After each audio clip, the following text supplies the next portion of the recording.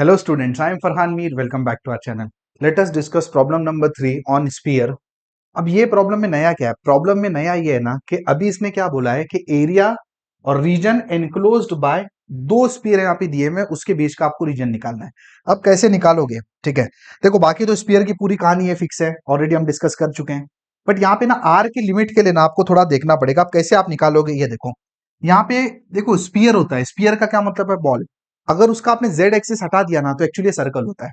ठीक है, तो अगर आप यहाँ पे देखोगे तो ये देखो क्या होना है, ये आपका एक सर्कल है। अगर आपने जेड को हटा दिया तो आपका क्या बनेगा? X square plus y square is equal to 16, मतलब r square is equal to 16, ये आर इज इक्वल टू 4। और जो दूसरा सर्कल है ना वो आपका क्या है? आर इज इक्वल टू 5, है ना। तो ये बेसिकली सर्कल है आपका आर इज इक्वल टू 4 और ये बाहर वाला सर्कल है आपका आर इज इक्वल टू 5। अपने को इसने क्या बोला है? एरिया एनक्लोज्ड बाय और the region enclosed by, not area, region enclosed by both the circle. तो ये केस में ना आपको जो स्ट्रिप लेनी है ना, पोलर स्ट्रिप लेनी, पोलर। ठीक है, और पोलर स्ट्रिप लोगे तो देखो ये जो स्ट्रिप जब घूमेगी, ये ऐसे घूमेगी, तो इसका लोअर पार्ट आर किस पे रहेगा? ये वाले पे। अपर पार्ट किस पे रहेगा? इस पे। मतलब आर इज इक्वल टू 4 से लेके आर इज इक्वल टू 5 तक, और ये एक का काम होगा। अपना जो क्वेश्चन है वो क्या है? वो फुल, मतलब पूरा रीजन, तो पूरा रीजन करना है, इसलिए 8 करना है। फाई की लिमिट आपको पता है, फाई तो फिक्स है, मतलब इसका कोई लेना देना नहीं कहीं पे। थीटा भी फिक्स है भाई, इसका भी कोई लेना देना नहीं है। पर जो आर का जो सीन है ना, आर इज इक्वल टू यहाँ पे 4 से 5 हो जाएगा। बोलो समझ में आ रही बात? अगर उसने एक ही स्पीयर दिया होता ये, तो आर इज इक्वल टू 0 से 4 हो जाता। ठीक है, बट दोनों के बीच का चाहिए, तो ये डिफरेंस है, इसके लिए बस प्रॉब्लम नहीं है, बाकी तो कुछ नहीं है, बाकी तो बहुत सिंपल इंटीग्रेशन है। ठीक है, अब ऊपर dx dy dz को आपको पता है क्या लिखते हैं? क्या लिखते हैं? आर स्क्वेयर साइन थीटा और d r d theta d phi. और नीचे जो इतना गंदा दिख रहा है वो भी टेंशन की बात नहीं है, इतना है नहीं वो। ये देखो ना, x square plus y square plus z square क्या होता है? आर स्क्वायर होता है, रेस टू 3/2, है ना। तो बस इतना सा छोटा सा नन्ना सा इंटीग्रेशन।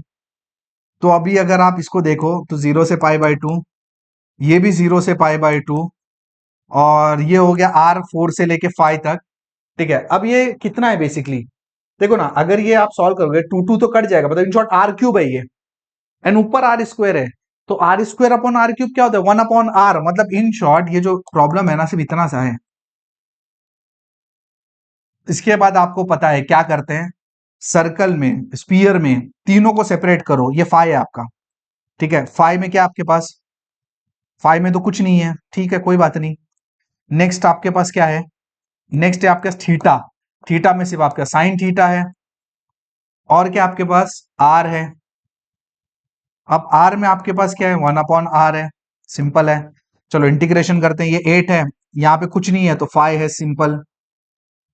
यहाँ पे आपका साइन थीटा है, साइन थीटा का इंटीग्रेशन माइनस कॉस थीटा होता है, एंड 0 से π/2, एंड 1/r का इंटीग्रेशन क्या होता है? लॉग आर होता है, फ्रॉम 4 to 5।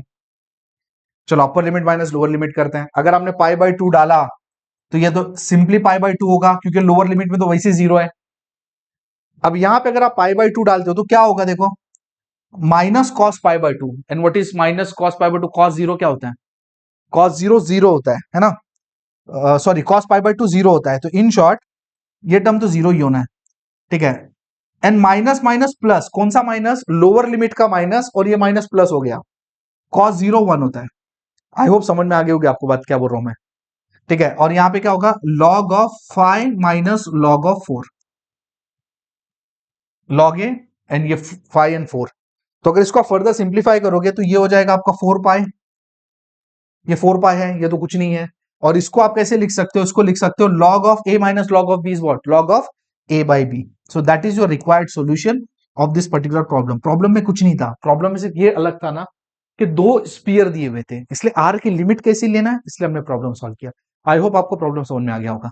समझ में आ गया तो वीडियो को लाइक करो, चैनल को सब्सक्राइब करो, और वीडियो को अपने दोस्तों को शेयर करो। Thank you for watching this video.